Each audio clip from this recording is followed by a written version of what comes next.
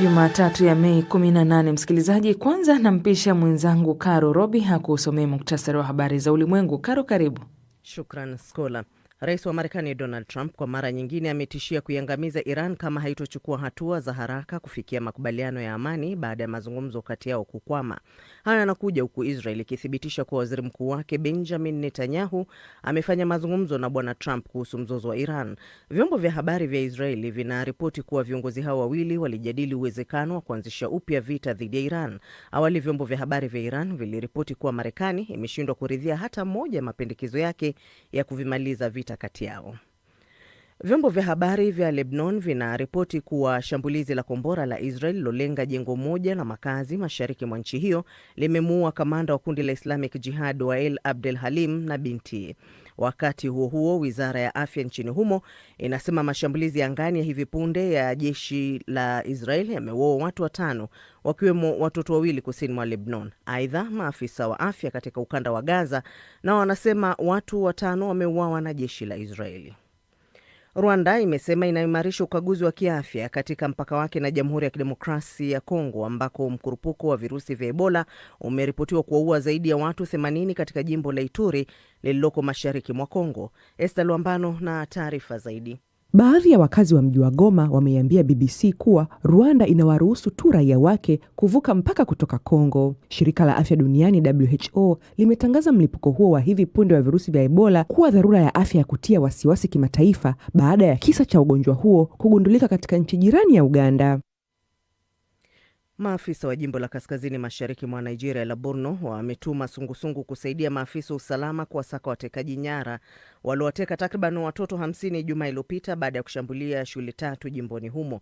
Watoto hao wengi wao wachanga walikusanywa na kusafirishwa kwa pikipiki. Kufikia sasa hakuna taarifa kuhusu waliko. Mashambulizi kama hayo pia yaliripotiwa Ijumaa katika jimbo la Oyo lililoko kusini magharibi mwa Nigeria ambako watu waliokuwa na silaha waliwateka nyara watoto wasiopungua 45. Na ripoti kutoka Mali zinasema shambulizi la ndege isiyo na rubani lilofanywa na jeshi la serikali limewaua raia wasiopungua 10 wakati wakijiandaa kusherehekea harusi katika eneo la kati la San. Hii ni BBC. Muhtasari wa habari za ulimwengu umesomwa na mwenzangu Karo Robi akiwa studio zetu za Nairobi. Unasikiliza Amka na BBC kutoka idhaa ya Kiswahili ya BBC ikikutangazia kwenye FM na redio wa shirika. Nchini Kenya unaweza kutusikiliza kupitia Must FM na Mwenedu FM. Uganda Voice of Busoga, Voice of Muhabura na Radio Lira.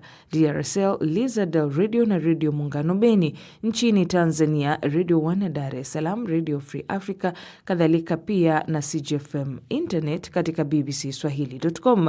Msikilizaji, matangazo haya yanakujia moja kwa moja kupitia ukurasa wetu wa Facebook pamoja na YouTube ambao ni BBC Swahili. Mimi ni Skola Kisanga.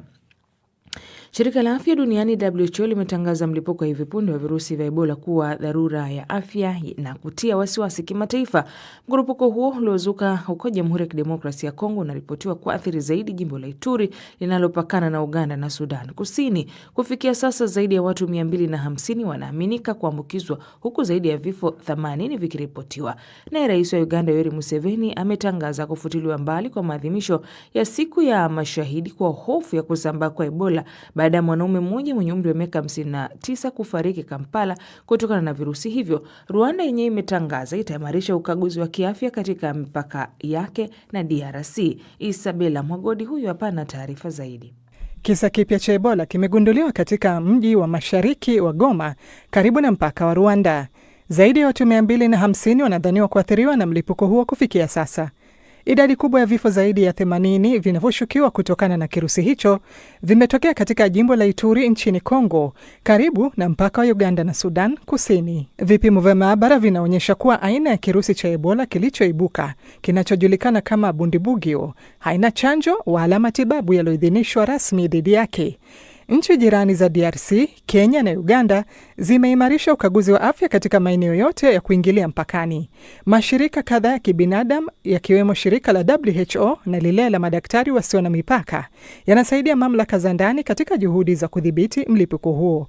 Hata hivyo, wataalamu wanaonya kuwa ukosefu wa usalama na mwingiliano mkubwa wa idadi ya watu kunaweza kukwamisha juhudi za kukabiliana na kuzuia kusambaa kwa ugonjwa huo. Profesa Peter Piot ambaye alikuwa mmoja wa wagunduzi wa kirusi cha Ebola mwaka 1976 nchini Zaire, akiwa katika taasisi ya tiba ya kitropiki huko Antwerp, Ubelgiji, anatoa mtizamo wake kuhusu kirusi hiki cha Bundibugyo. I am quite concerned about what's going on now. Ingia wasiwasi sana na kile kinachoendelea sasa.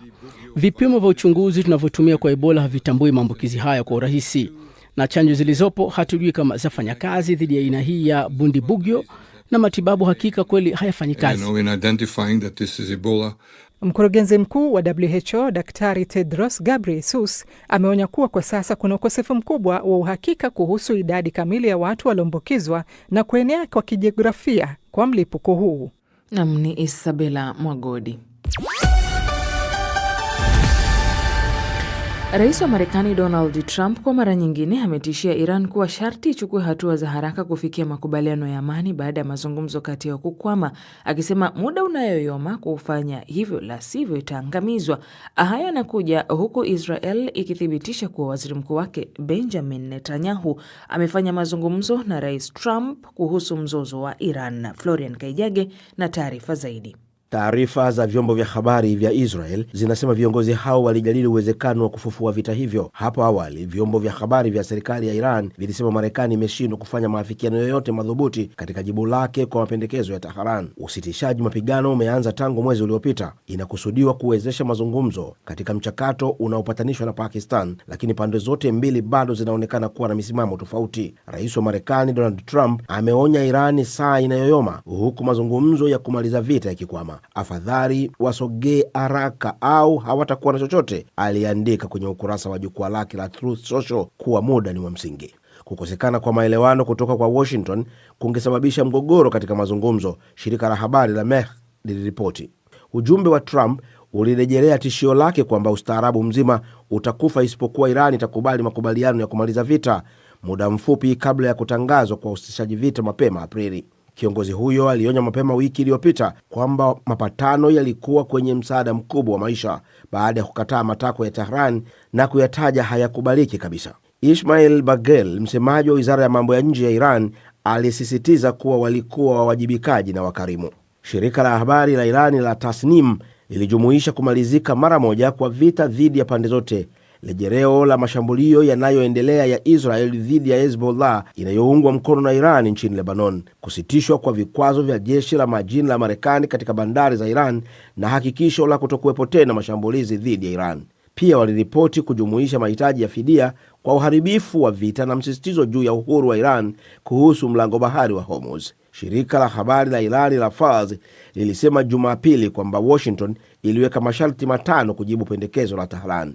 Inasemekana walijumuisha mahitaji kwamba Irani ihifadhi eneo moja tu la nyuklia katika operesheni na kuhamisha hazina yake ya uranium iliyorutubishwa sana hadi Marekani. Trump alipendekeza siku ya Ijumaa kwamba atakubali kusimamishwa kwa miaka 20 na Irani kwa mpango wake wa nyuklia. Naam, ni taarifa yake Florian Kaijage.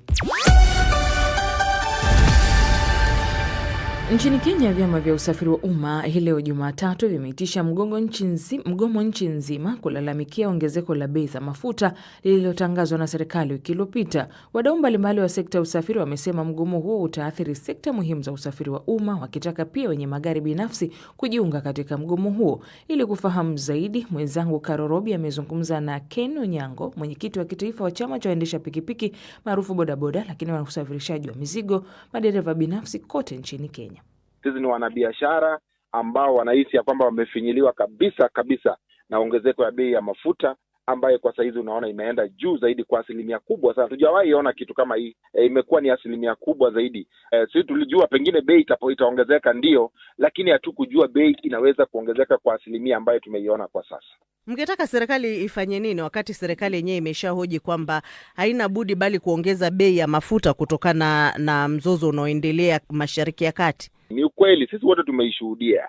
Na hata kama kuna mzozo kama huo, sisi wenyewe tukiangalia hapa nchini ni kwamba kuna zile nchi ambayo pia ni majirani yetu ambao pia huo mzozo pia inawaathiri kwa njia moja ama nyingine. Lakini tukiangalia bei ya mafuta katika hizo nchi, Uganda kwa mfano, wao hawana mafuta ya moja kwa moja. Wanategemea port yetu kutoka hapa Mombasa mafuta yanatoka hapa moja kwa moja ikienda mpaka kule Uganda, lakini ushuru yao kidogo wamepunguza. Lakini hapa Kenya ushuru yetu inakwenda juu kwa juu kila wakati, na unajua serikali iko na njia mbadala. Serikali inaweza ikachukua mbinu nyingine ya kutafuta ushuru yake, lakini isifanye kutoza ushuru mafuta zaidi. Najua kuna wakati ule walipunguza kutoka 16% mpaka 8%, lakini baada ya kupunguza hivyo, unajua serikali ilikuwa inatengeneza bado shilingi 52 kwa lita moja ya mafuta. Hiyo shilingi 52 serikali bado ina uwezo ya kupunguza. Wanaweza sema hata sasa wapata shilingi 30. Tangu nyongeza ya mafuta kutangazwa mwishoni mwa wiki iliyopita, mmepata hasara kiasi gani kama wawekezaji katika sekta ya usafiri wa umma?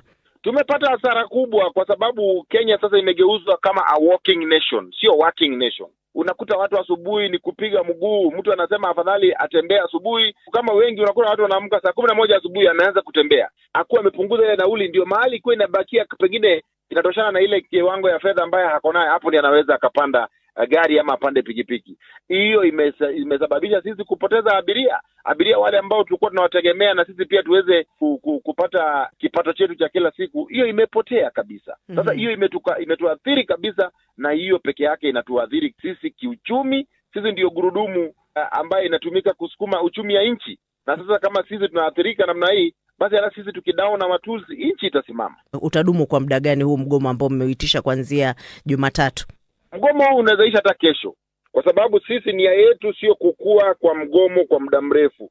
Saa hizi tunaishi katika hali ngumu na hatuna haja ya kuendelea kukaa kwenye mgomo. Haja yetu ni serikali kesho tu isikie na iseme hapana, sisi tumeona kweli hawa watu wana nia njema, hawa watu hawana nia yote ya kisiasa, nia yao ni waendeleze biashara yao. Kwa hivyo wapunguze kabisa bei ya mafuta kwa kiwango kingine. Haja yetu ni serikali isikie kilio cha wananchi. Na unajua wakati mwingine ukiangalia serikali huwa isikize sauti ya watu mpaka watu waende kwenye maandamano, na hiyo ni haki yetu pia ya kikatiba. Na sasa moja kwa moja viwanjani na Florian Kaijage.